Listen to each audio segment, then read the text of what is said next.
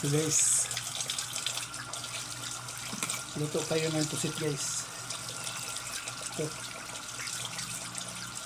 Tutusan na natin guys.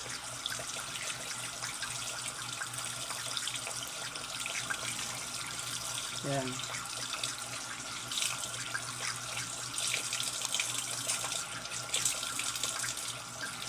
Linis-linis muna guys.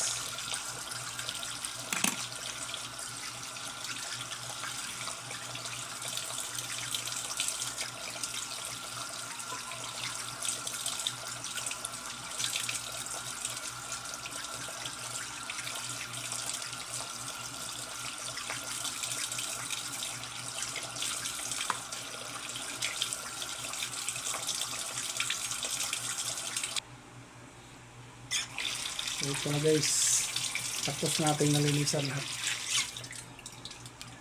So prepare na tayo ng ano guys.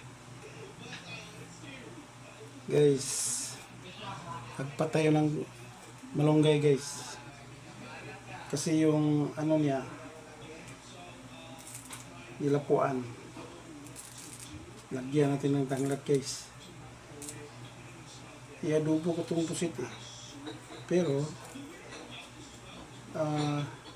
lapuan ko muna, pakurat para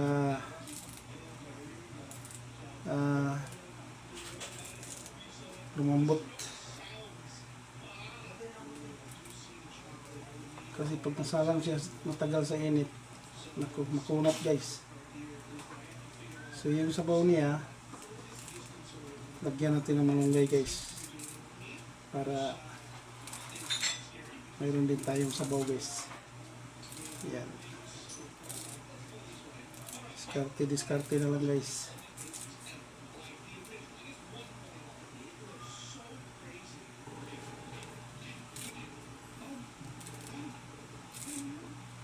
Masarap yung sabaw niya dito guys, yung nilapuan ng manok pusit. So tapos na tayo guys sa ating malunggay.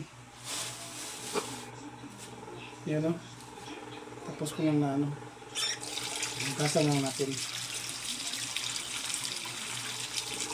So yung nilapuan ng ano guys, sabaw ng pusit, sarap yun yung sabaw niya, namis-tamis. So ito guys, ito naman yung piksay natin. Ayan.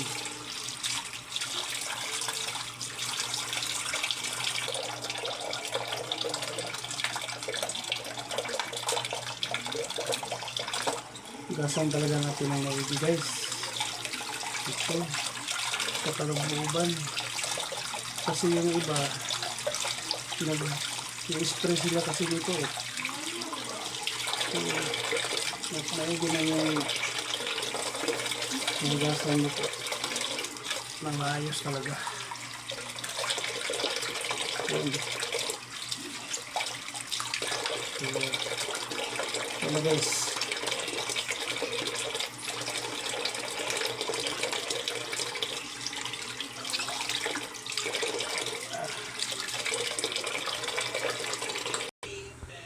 so ito na guys,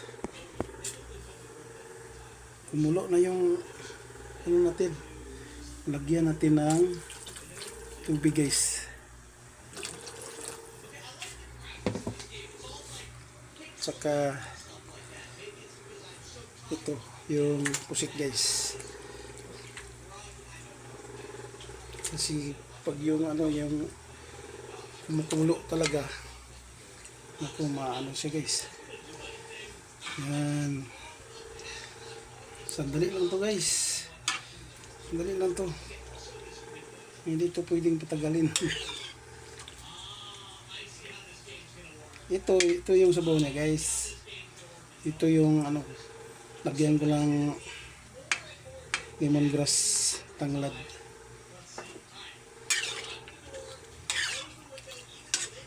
Yan, at saka yung malunggay. So ito na yung pusit natin guys. Yan o. Malambot na malambot siya. Humok. Yan.